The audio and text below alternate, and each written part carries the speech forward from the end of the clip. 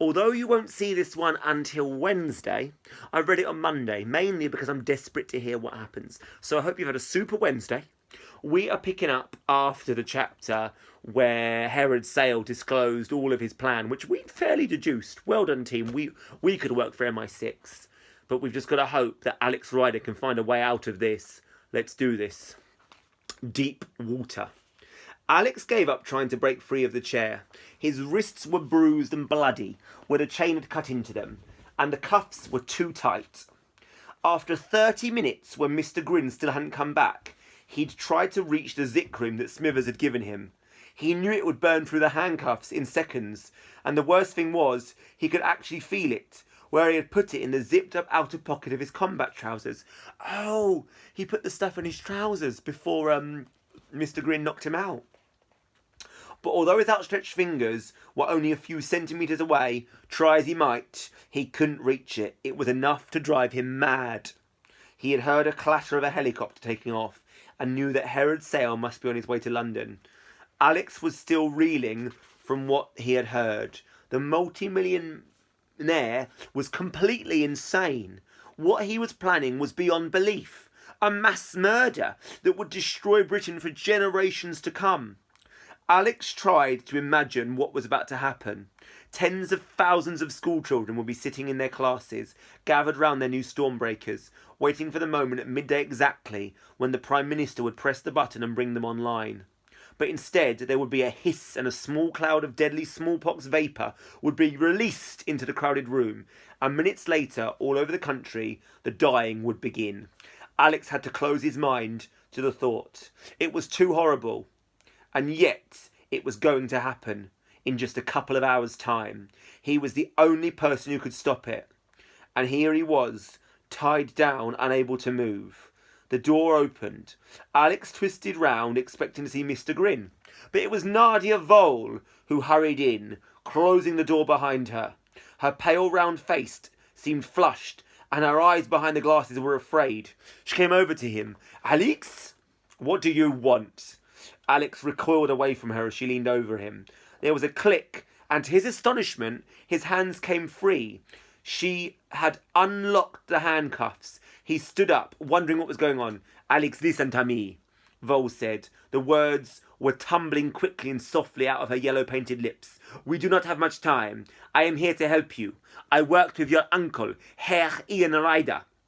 Alex stared at her in surprise. "Yes, I am on the same side as you." "But nobody told me." "It was better for you not to know." "But," Alex was confused, "I saw you with the submarine. You knew what Sale was doing." "There was nothing I could do, not then. It's too hard to explain. We do not have time to argue. You want to stop him?" "No? I need to find a phone. All the phones in the house are coded. You cannot use them. But I have a mobile in my office." Sorry, I forgot my accent. "Then let's go." Alex was still suspicious. Good, because I'm suspicious. If Nadia Vole had known so much, why hadn't she tried to stop Sale before? On the other hand, she had released him, and Mr. Grin would be back any minute. He had no choice but to trust her.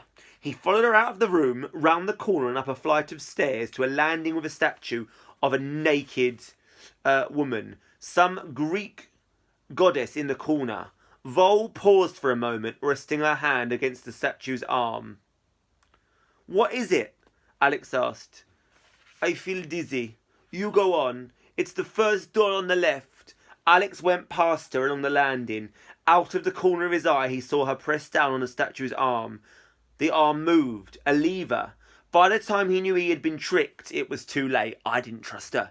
He yelled out as the floor underneath him swung round on a hidden pivot. He tried to stop himself falling, but there was nothing he could do. He crashed onto his back and slid down through the floor into a black plastic tunnel, which corkscrewed beneath him.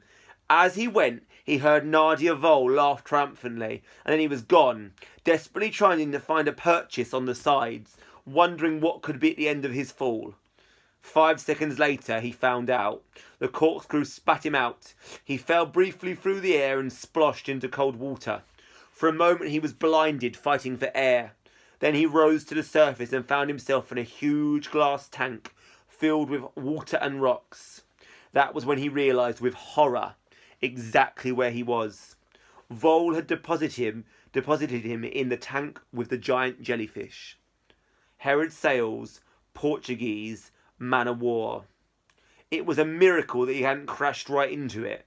He could see it in the far corner of the tank, its dreadful tentacles with their hundreds of stinging cells, twisting and spiralling in the water. There was nothing between him and it.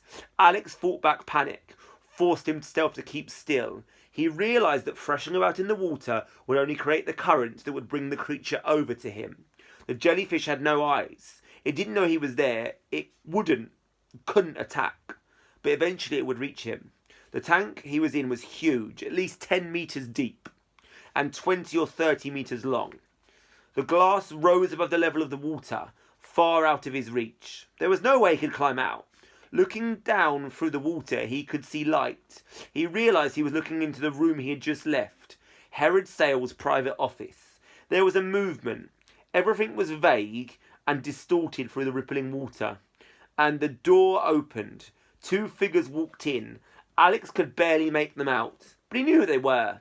Fraulein Vole and Mr. Grin. They stood together in front of the tank. Vole was holding what looked like a mobile phone in her hand. "I hope you can hear me, Alex," the German woman's voice rang out from a speaker somewhere above his head. "I am sure you will have seen by now that there is no way out of the tank. You can tread water. Maybe 1 hour, maybe for 2. Others have lasted longer. What is the record, Mr. Grin?" "Anna. 5.5 hours, yes, but soon you will get tired, Alex. You will drown, or perhaps it will be fast, and you will drift into the embrace of our friend. You see him? No, it's not an embrace to be desired. It will kill you.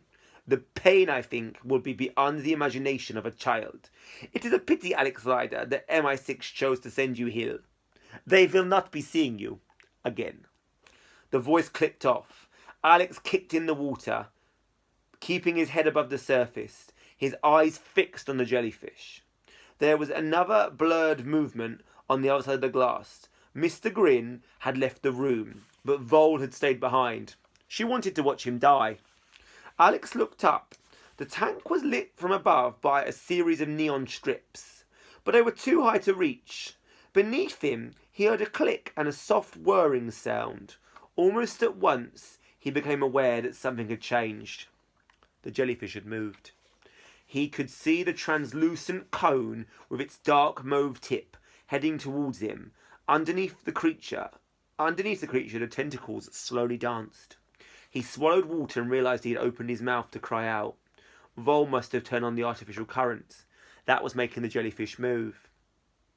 Desperately, he kicked out with his feet. "I've actually got a plan of how you can do this. The zit cream. Come on, Alex. Remember, you've got the zit cream that can cut through glass. And come on, Alex."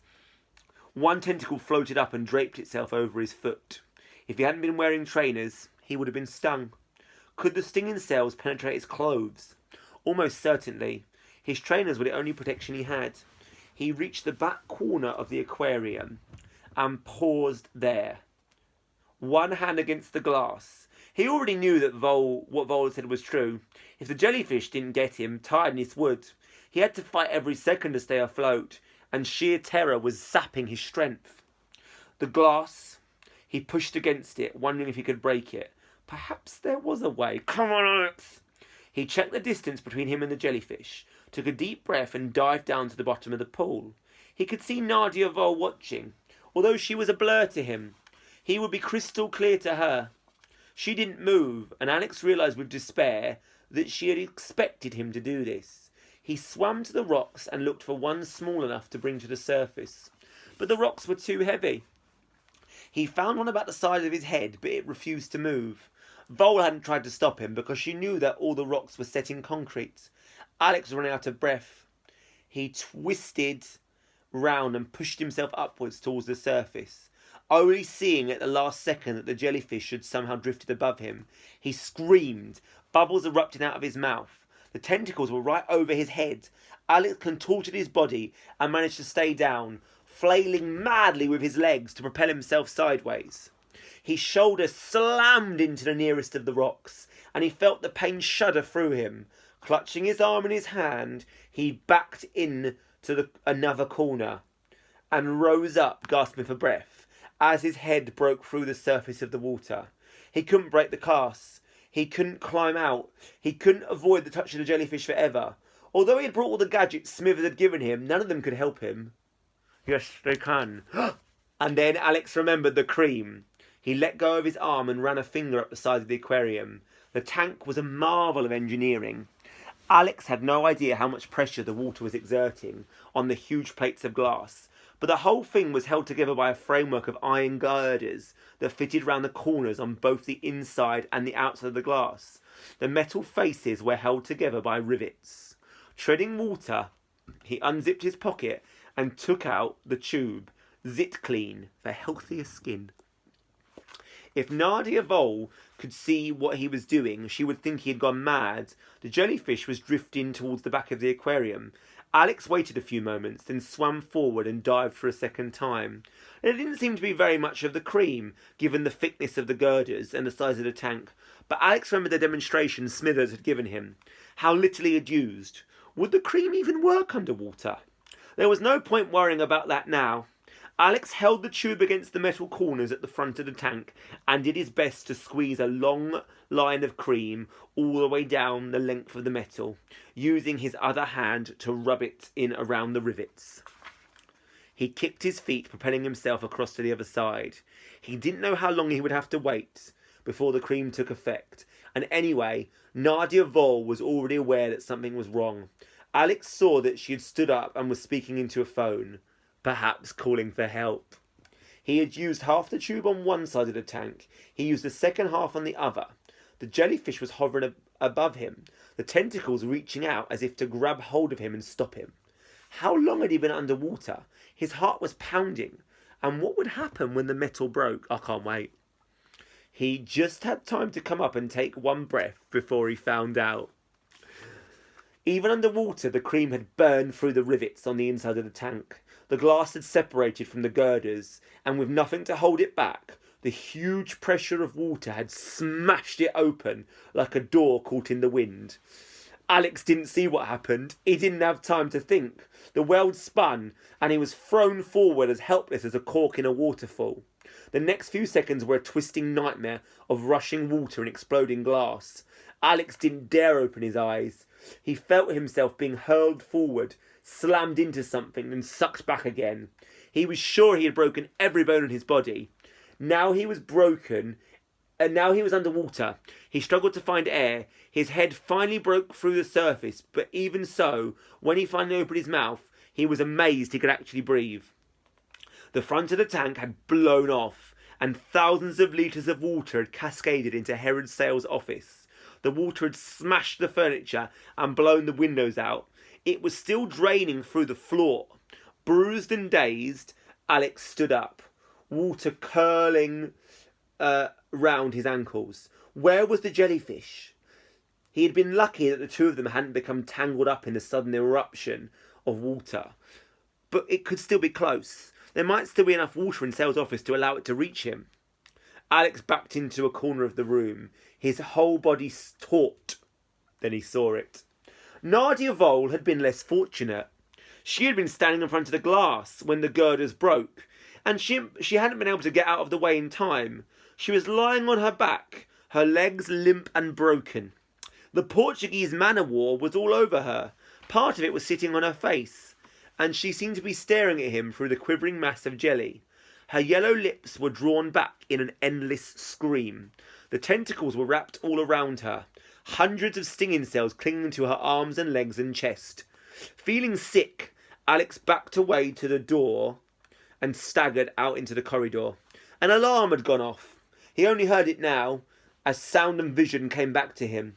The screaming of the siren shook him out of his dazed state. What time was it? Almost 11 o'clock. At least his watch was still working, but he was in Cornwall, at least a 5-hour drive from London, and with the alarm sounding, the armed guards and the razor wire, he'd never make it out of the complex. Find a telephone. No, Vole had probably been telling the truth when she'd said they were blocked. And anyway, How could he get in touch with Alan Blunt or Mrs. Jones at this late stage? They'd already be at the Science Museum. Just 1 hour left.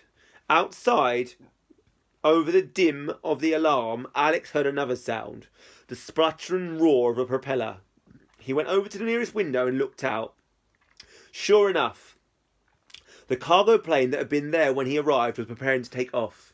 Alex was soaking wet, battered and almost exhausted, but he knew what he had to do.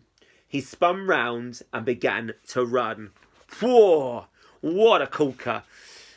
I should not be pleased that somebody met a nasty death, but in true James Bond style, you know, young James Bond, Alex Rider, Nadia Vole did get what was coming to her. She was happy to watch Alex have a nasty death, and what goes around comes around, Fraulein Vole.